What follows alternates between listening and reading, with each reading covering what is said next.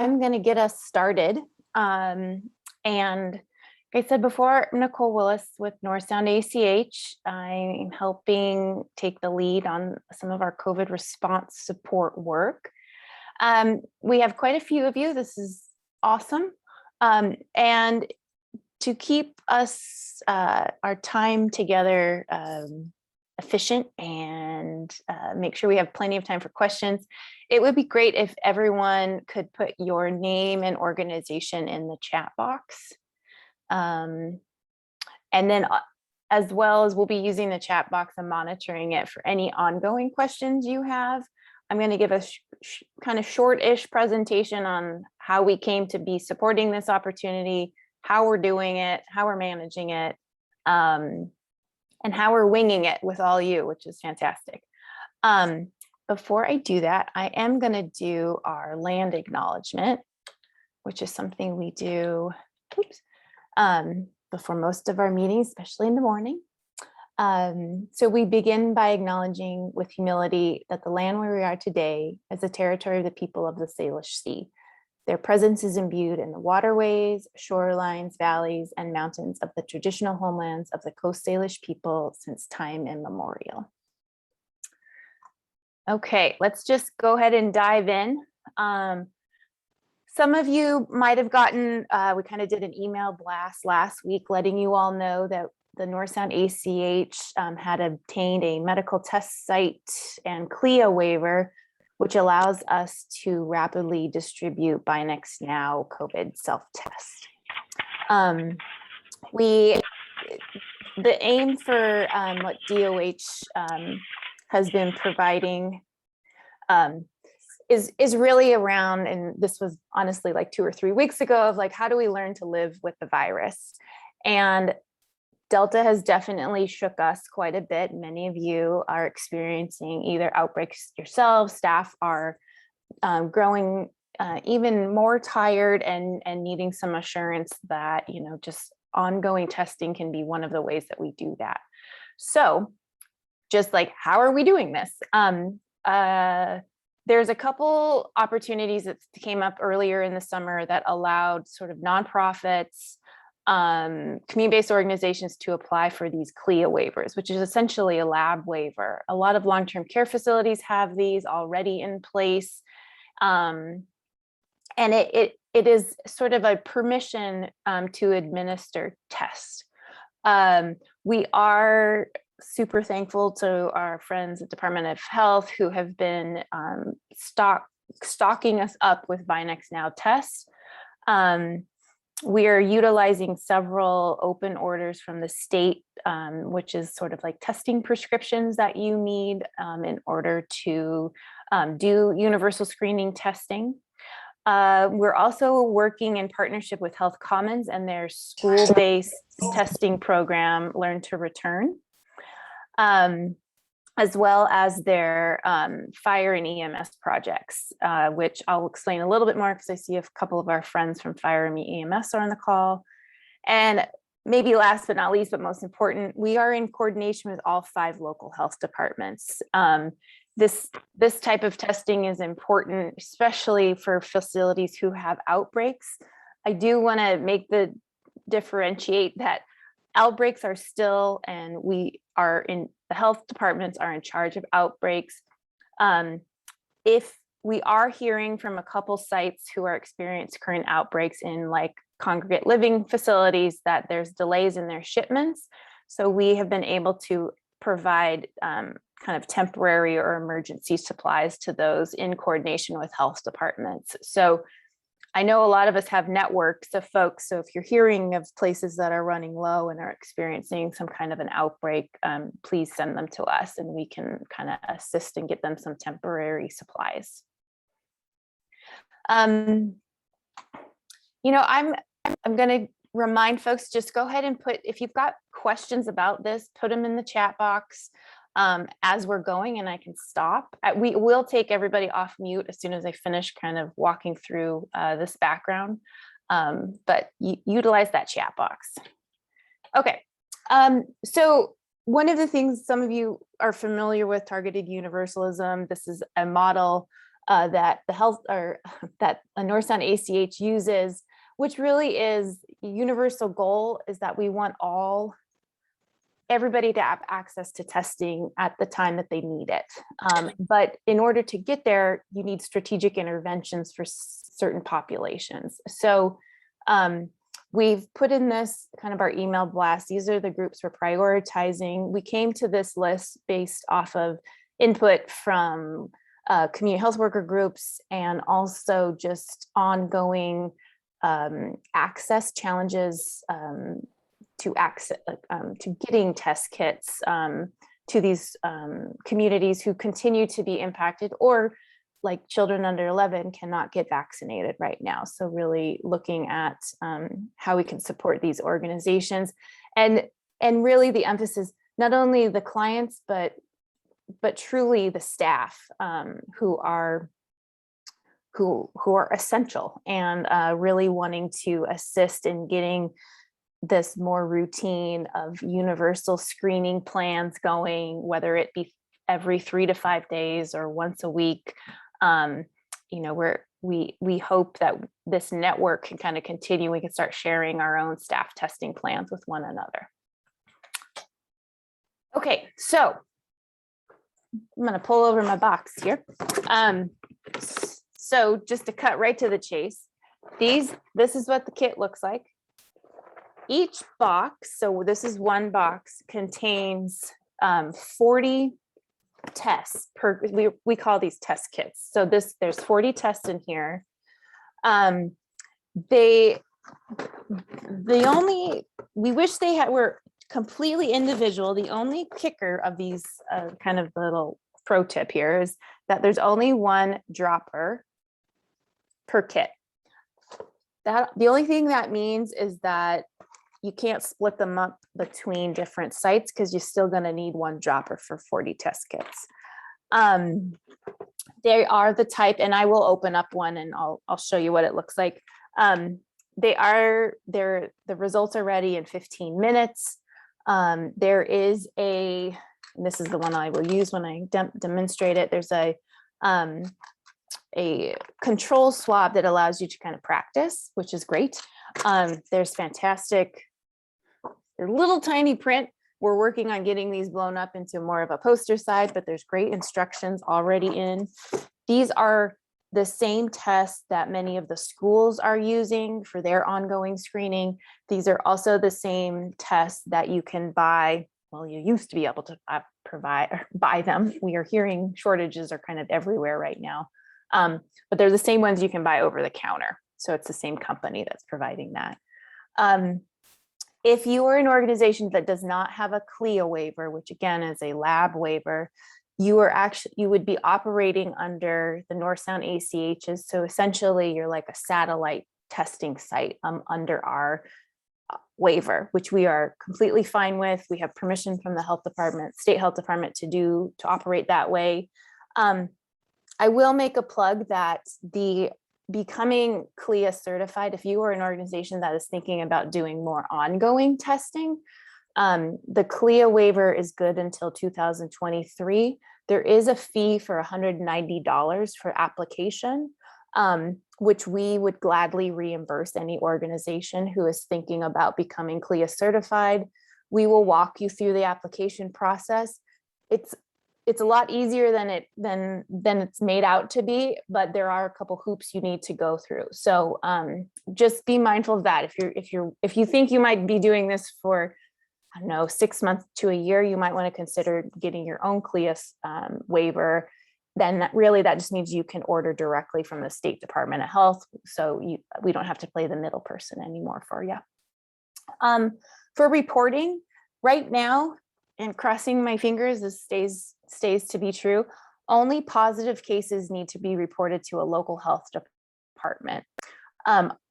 Many of you in email exchanges, we're seeing that you already have contacts in the health department, and so that works just fine for us.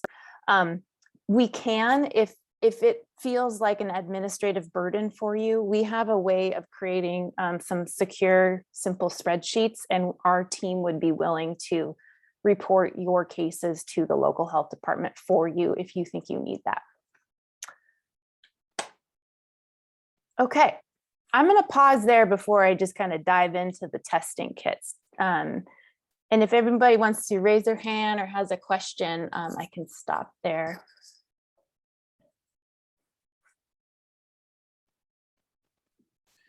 I got a bunch, but you may answer them in the rest of the presentation. But it was a little bit about, calculating need. You mentioned 2 to 3 weeks, and maybe you'll talk about that. What is the, the size of your load, and what should we be thinking about in terms of having a bountiful request, but also moderate, right, and being respectful of the resource. Sure. Yeah. Okay. I'm going to write that down so I don't forget. We will get to that, and we are absolutely learning alongside all of you. And we do have access to State Department of Health, Delta changed the formula for a lot of things. And so I think they're actively working on updating their kind of what I'd call like testing toolkits. But we can talk a little bit about what we're hearing right now. And then the second piece to that is you're probably hearing your timing couldn't be better. It is difficult for some of our staff who are having known close contacts to get tested, which is then extending the time that they're not able to work and to serve the wonderful folks that OC likes to serve. So it's causing issues, shall we say, and we're a little bit nervous on the demands in the testing system with Delta, that if we're seeing this now in Whatcom, that it could get worse. And so this could give us a tool, and we're thinking primarily, and first, I guess, an opportunity council of staff, and then secondarily, some very important to us client populations that are extraordinarily vulnerable in our permanent supportive housing buildings as a next tier. So a little bit, Nicole, if you're going to touch on it all at the prioritization or the staging or staff first and clients, and anything about that, we'd be interested in any guidance. Okay, awesome. All right. So what I'm going to do is just kind of, I already gave a little bit of a brief background on what's in each of the test kits. I do also want to mention, because we are dealing with Delta, and some of you have ordered PPE, masks, and gloves, even though we're pretty short on gloves. We have a request form that we will send out to folks who join this call. If you're in need of more, we've got face shields now, N95, KN95 masks. We're getting more wipes and things like that. So if you are, I would suggest take stock of the supplies you have. While these tests are pretty darn easy to almost be contactless, because everything is like nicely sealed. These are the nasal swabs. You can hand these like directly to a person so they open it up. When you do take it back from them, and I'll kind of show you what it looks like, the card is a little tricky to get in there for the testing, but it's nearly contactless, but it's not completely. So face shields and masks and gloves are still a good idea.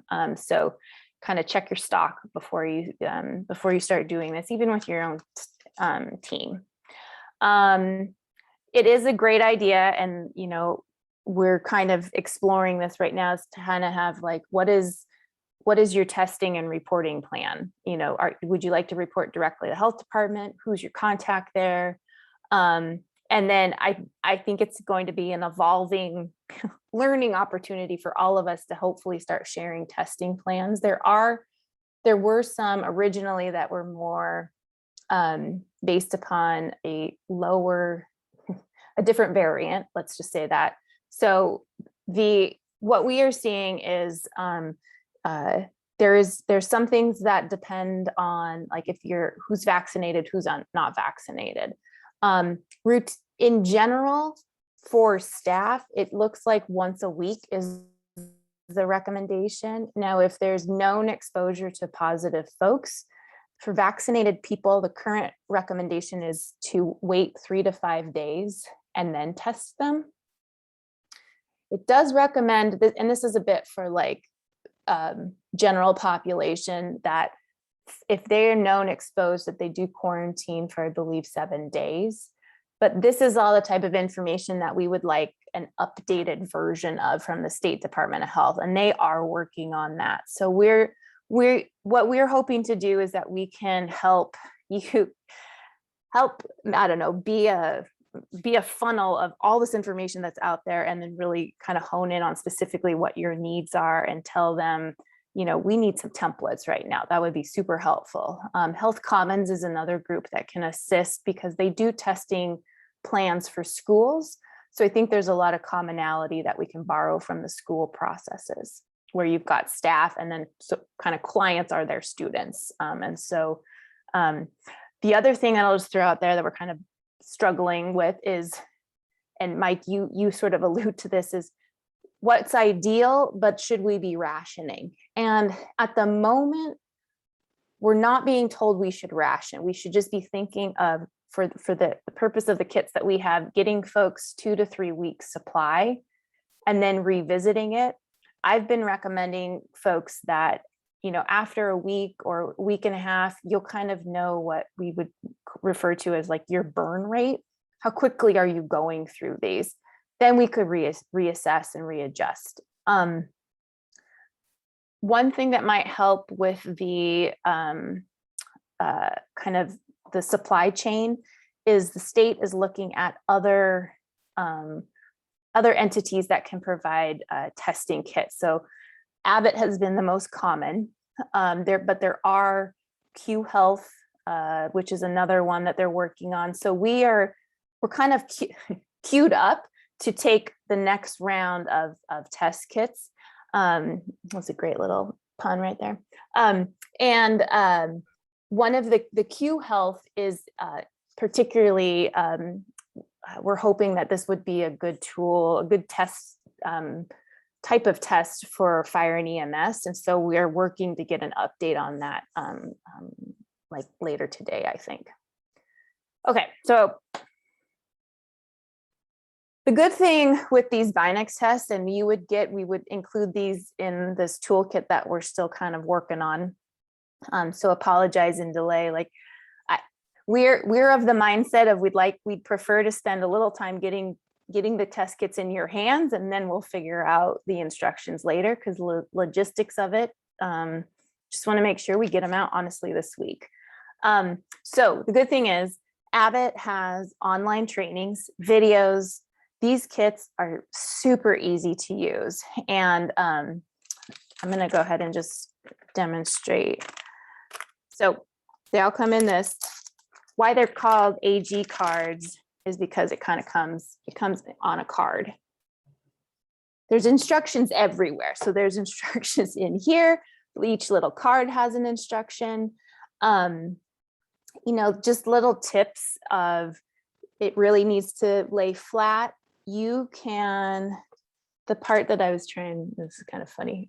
There's a video that's way more professional than this, but the swab goes, when it's laying flat, it goes through this hole. The top hole, when it's flat, is where you put 6 drops of the reagent that helps figure out if it's a positive or a negative case. I think for staff, it's pretty easy to allow them to insert it, you know, but if you've got clients that you've got a ton of PPE on, or just, it's a little awkward. What we've been doing when we've been helping with testing sites is just lay out kind of like a clean space, some kind of like paper towel or something. We write the name on the front. There's just plenty of room. We write the name of the person, the time of the collection, so that you know when to check back on it. And we just kind of line them up. You know, we're going to leave it up to you all on how you want to secure like confidentiality and things like that. But it's been working pretty well to set it up. You could do numbers. We did numbers at a site that we just wanted to protect people's names. The reason why it's helpful to do that is just in case you do end up having a positive case, is you can kind of go back and identify that person, and it helps you with tracking.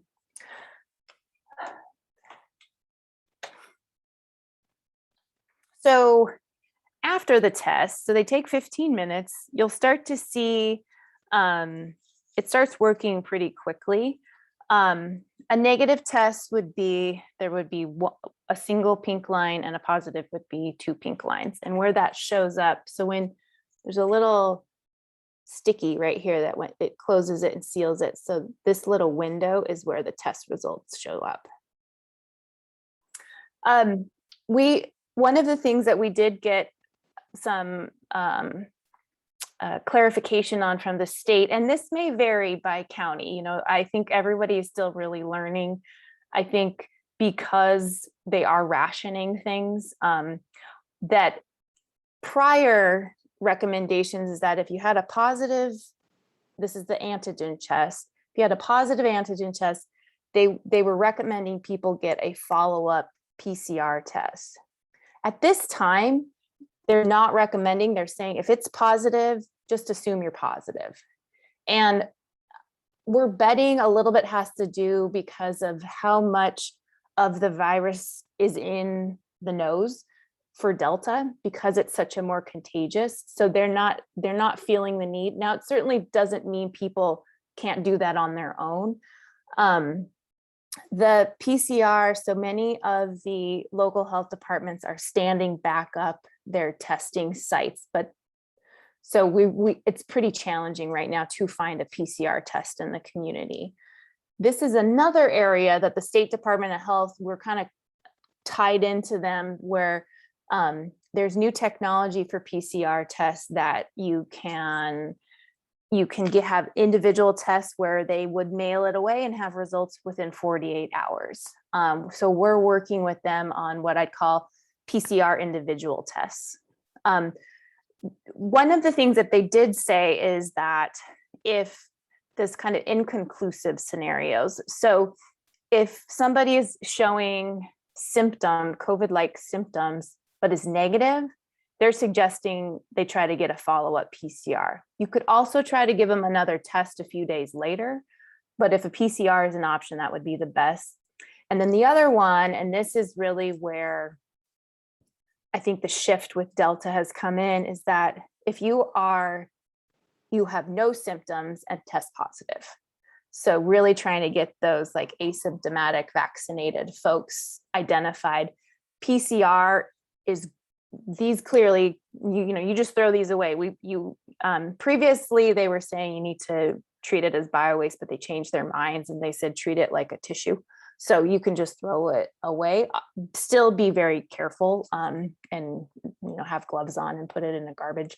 But you can't track which variant it is, whereas the PCR, they're sent to the lab, and so you can track breakthroughs and variants. So that's a bit of the reason why they're recommending that. Again, we're in uncharted territory. We have limitations in access to PCR. So we're just going to have to do the best we can. Reporting positive results, I already said this, to the health department or Sound ACH, and we can help you.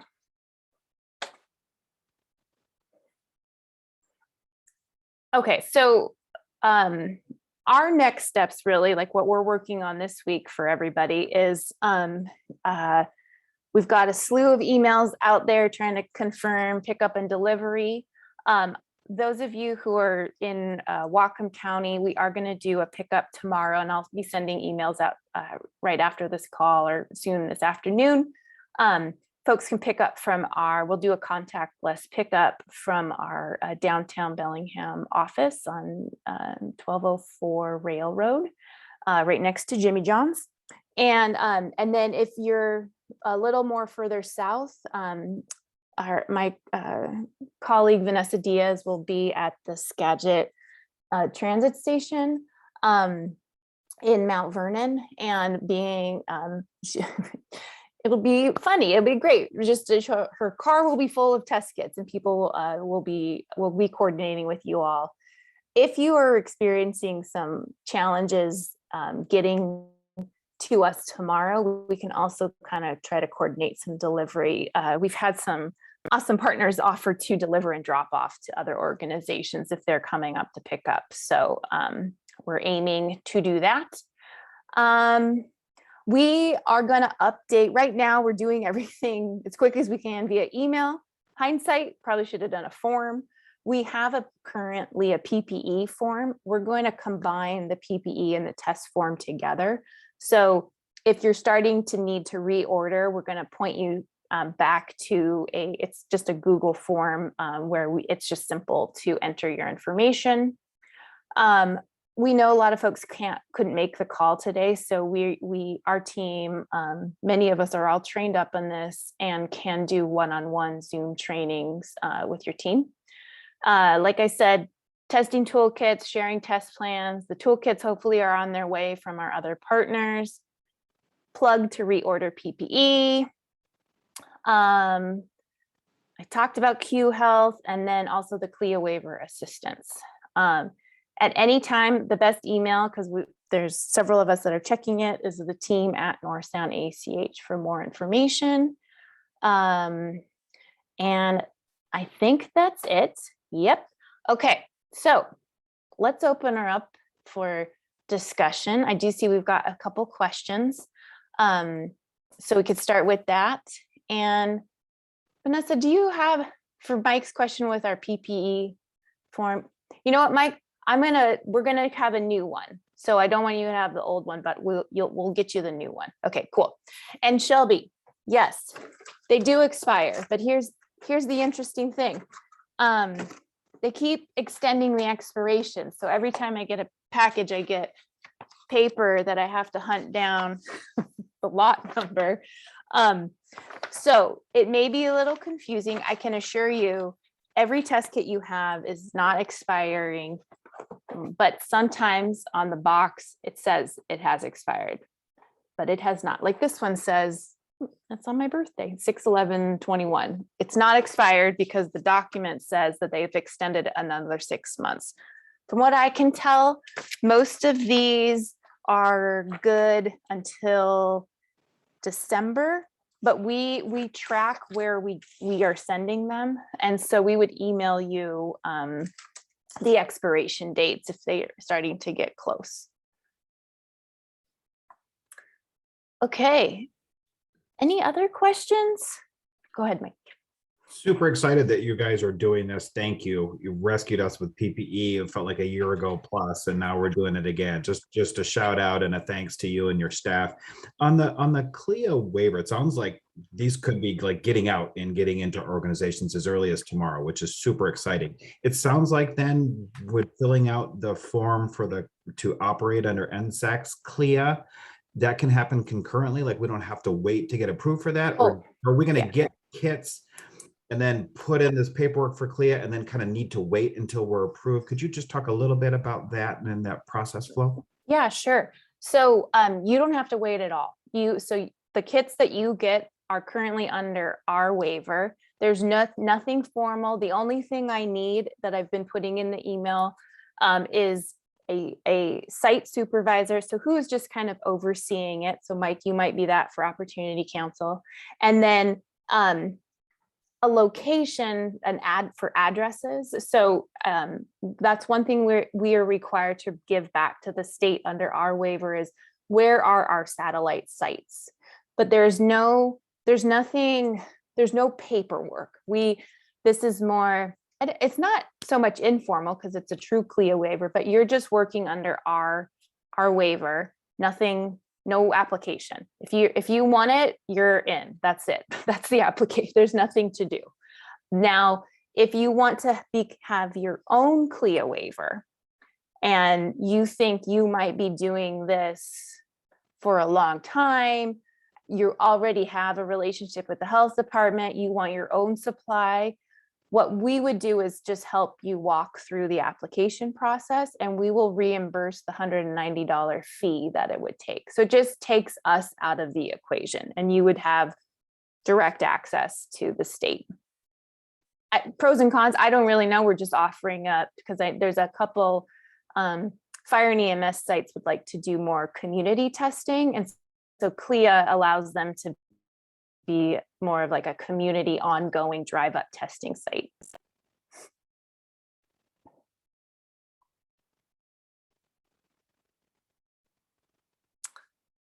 Okay.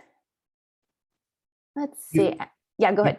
You mentioned about testing and reporting plan, and obviously I talked a little bit, just some of the musings of some directors at Opportunity Council and how they've been thinking strategically about like how would we use these and be good stewards of them. And obviously, as I mentioned, the staff is one of the first and foremost. We don't want to be spreaders. We need to know that, and getting tests for our staff is getting increasingly hard in recent days.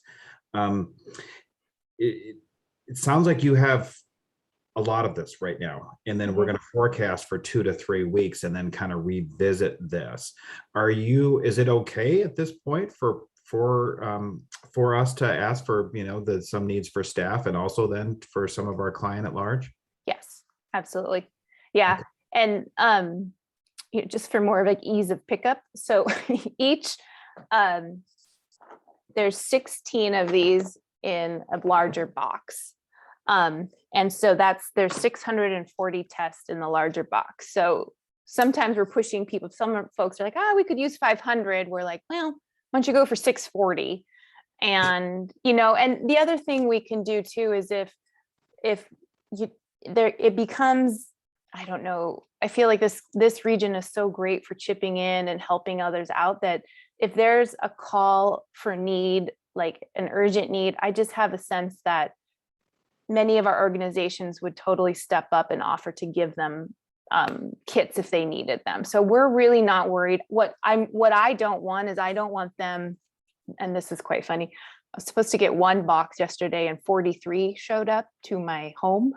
So what my worry is, I don't want them here. We want them out in the community where there's a better chance of them getting used. So, if you have, and the formula is a great question because I think we're honestly learning from everybody of like, what is that burn rate? If you are more on the cautious side and want to screen your staff every 3 to 5 days, how many staff is that? You mentioned your kind of at risk, more higher risk clients, how often are you visiting them? You could also do a mini testing event. And if you wanted to kind of just like people who were going to be working with the Bellingham Food Bank, they might want to do a little mini testing event and know that they serve 300 that day. Well, then we would want to get them at least 300 tests. So we have a lot. So I would say order more than you think you kind of need. And just maybe know that we might be, for those of you that are getting a lot of supply because you might have a lot of need, if we do have someone in crisis, we might contact you to see if you've got any to spare that we can give to them temporarily, and then refill you what has been borrowed from you. But yeah, that's about it.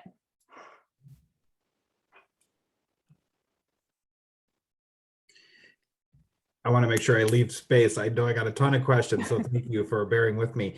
You talked a little bit about training, and then you said it's kind of like self-instructed. So in terms of us training ourselves, really, we're going to watch some YouTube videos, read the associated documents. From what you showed me, it actually looked fairly clear. Yeah. The non-medical providing agency. Am I pretty much getting that, or is there something more that you have to offer or that we should do regarding using our care to administer? It is. This is where I think our staff we were so surprised it was so easy and convenient, and the ability for this to be something where somebody providing the kits, like these two things, have gloves on, don't even have to touch it again. They're only potential contamination piece that I would just maybe they probably reiterate this is that this cannot touch the, like, you got to be very close of like not touching and cross contaminating anything. This is the only thing. I wish there were individual droppers, but there's just one for the 40 test. But yeah, I think it's because these are the preferred ones for hospitals and schools, is they've got so many materials already to go. But our team, like I said, what we've been noticing is as we've been dropping them off, it's such a quick drop off, and we just show you how to use them with the control test. and then you can see how easy it is. I did this with Northwest Youth Services the other day, and it was a piece of cake. But I think it is nice to see. And then once you do it once, you'll be pretty confident in it. Okay, great, thanks. Yeah.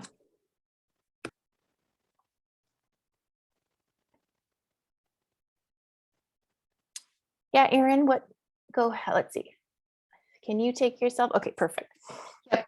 Hi, so my question is, we're a community resource center on Orcas Island, and if we are working with, for example, like our early learning centers, we have 4 preschool childcare centers here. Would we be able to work with them for them to have their own test kits? I'm thinking for their staff or possibly for the children that was listed in your target groups, or would they need to come to our center for testing? You can send them to us, and we would be happy to give them more kits. Oh, that's great. So we can Yeah. refer other organizations in our community to you guys. Yes, you can. Yeah. Oh, perfect. Thank you. Yeah.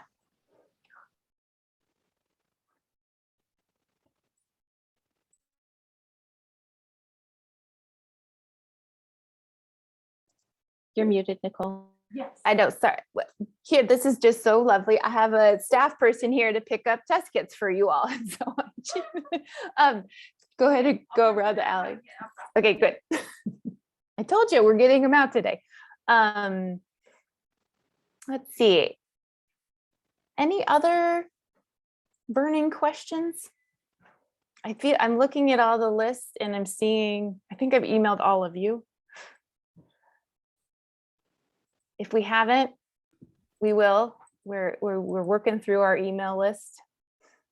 You would ideally, Nicole, like to have their requests into you today if possible, so you can really get these out into the community as quickly as possible. But if we're tomorrow, we'll still have some, we're still okay. Oh yeah, yes. Okay. Yeah, I basically have 27. Yes, you're fine. We have a ton. And why staff are here right now is to transport them to our office. So you've got plenty of time. Next week is fine too. You mean you don't want those in your garage? My partner especially doesn't want them in our garage. They're blocking our paddle boards. So Nicole, I apologize. I had another meeting earlier today. So I missed the beginning of this. Regarding the protocol and procedure for the testing, are you sending something out about that, or did you discuss that?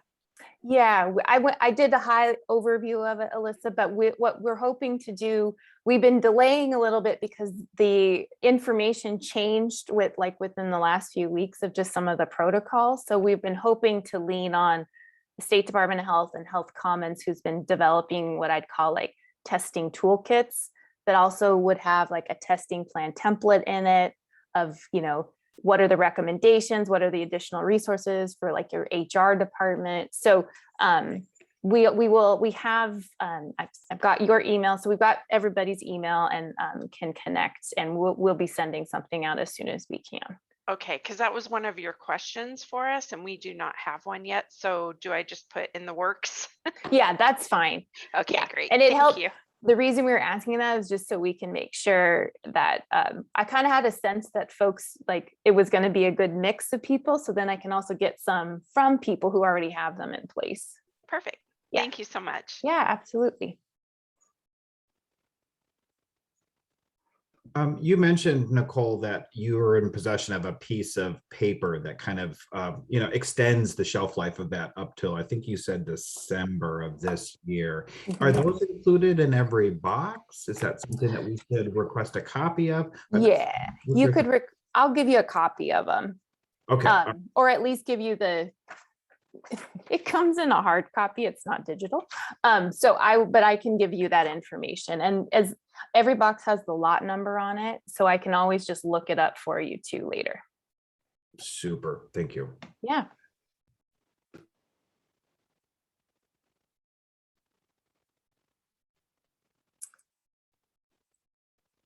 All right. Any other questions?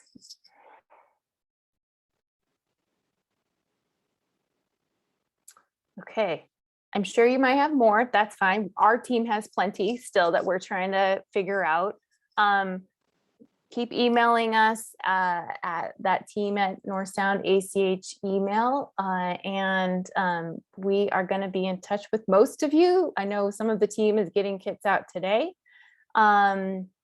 And I think what's going to happen with this group of folks who are testing, you're kind of going to become a little mini community. And so we'll be sending information out pretty routinely. We're happy to do these open office hours once a week if that would help. That's fine by me, just to do a quick check-in. That's something that Health Commons does if you're running into problems or if you want to share information with one another. But like, you know, we're in uncharted territory. It's amazing that you all stepped up. I think within a few days, we had over 40 requests from different organizations. So just fantastic. And we really want to help get these out in the community as fast as we can, and really appreciate you taking the time today to chat with us. But feel free to reach out if you have more questions or anything. And we are recording this, so it should be popping up on our YouTube channel relatively quick if you want to share it with other staff. Eventually, we'll probably do another like demo, but I think the Binax ones are pretty darn good. Okay, all. Well, hang in there. You're doing great work. Take care of yourselves, and thank you for all you do.